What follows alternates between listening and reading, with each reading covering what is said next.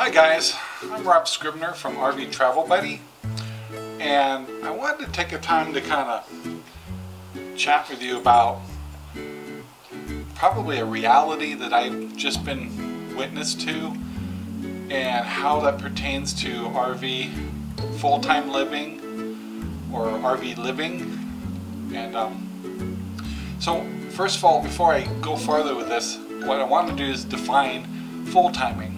Full-timing, to me, the way I'm going to define it, is there's two types. There's full-timing and traveling, and then there's full-timing folks that use their RV for a purpose. So here's my observation, and maybe this will be helpful to you when you're trying to decide whether you want a full-time in the future or not. And I'm pretty much talking to folks getting ready to retire. So I'm going to use some reality checks that me and my wife just went through, and you can see our videos on RV Travel Quest. So in the last few months, Sherry and I, or my wife and I, well, after 6 years ago, we've recovered from the recession and we got kind of beat up. So over those 6 years, we've hit the bricks, settled down, got an apartment, worked hard, got everything back in line, got our retirement back in place, and actually we're ready to buy a house again. Just a short story, keeping it short. And the other thing here is I have a dog next to me, Cinder, which you probably have met before. Anyway, she likes to get into videos. Anyway, so we get a chance to say hi to Cinder. So what we noticed is we started looking at homes. And of course, if you're watching the news, homes are going up in price, and I'll even tell you that we're in the Seattle area, so homes are rising. So we've hit the bricks, we've found homes and started looking at homes, and we've set aside a whole lot of money, and we started diving into the home market. And to do like an FHA loan, you can get into a house at about 3.5% down. Conventional could be different, 5, 10, 15, 20. Then you got stick built or modular homes, and it just gets to be a mess. And I started looking at the kind of money I'd have to dish out to do this. Good chunk of change just for a down payment, then to pay for all the fees. Then we started looking at the reality of houses that we liked, at least in our area. We tend to like anything that's around $300,000 plus dollar house, which typically would make your house about payment around $1,800 to $2,000 a month. And that's a good chunk of change. Now Sherry and I have great jobs. I have a pension coming. I'm in pretty good shape compared to a lot of folks. I know a lot of folks are never going to get a pension. In fact, they're going to have to work till they're in their 60s. I'm in my 50s. They have to rely on a Social Security. So even with a pension that I'm fortunate to get, because I returned to a company I worked for years back and they added my years to it. So I'll have a pretty decent pension, better than most. And but not enough. We're not talking big bucks. It wouldn't even hardly pay rent for an apartment. So right now, my income, my wife and I, we make awesome money. Let's say I'm in a high tax bracket, if that tells you anything. But that's not going to stay that way.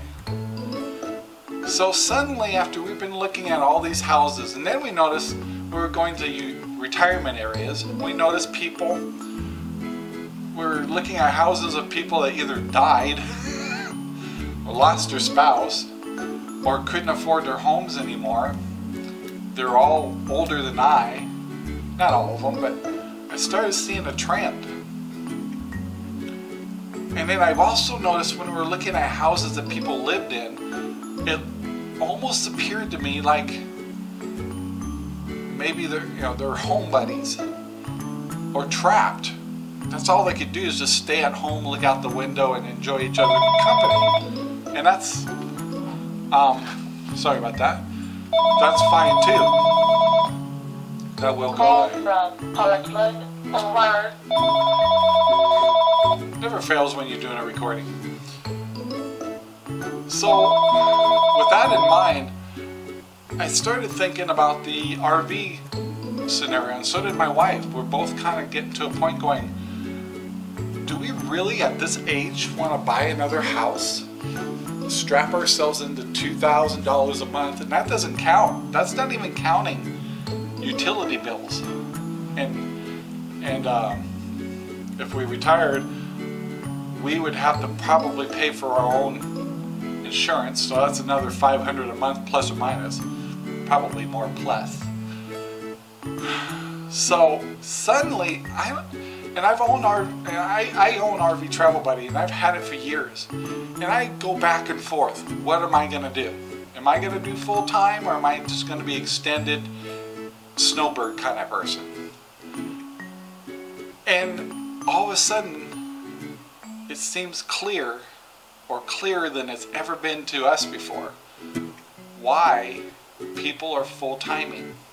And remember, two types: full-time travel, full-timing living in their RV. And the answer to that is the lower overhead.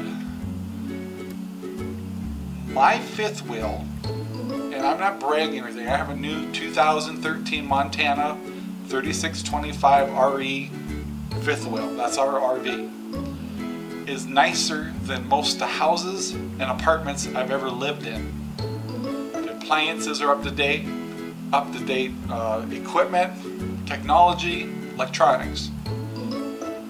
Suddenly I'm starting to think, you know what? For even if you have an RV payment and you pay rent at a park somewhere, it doesn't come close to owning a house. Now, I'm not talking about owning a house now. We're in great shape. We could easily own a house and make all the payments to that. But what's going to happen when we get older or our health goes? And the older you get, we've also noticed the jobs get less and less. They don't want to hire old people. Then when let's say 64 or 65, we retire and we have the pension. Sherry and I, if we're fortunate to be doing great with our health, we'll have Social Security. I have news for you. That $2,000 house payment that was so easy to do right now is going to be a terrible struggle 10 years from now for us. So my observation is full-timing can be very enjoyable. And I don't care how much money you make right now, when you retire or get close to retirement, I mean, of course we're all putting money away and stuff, but really the numbers are haunting. It's scary.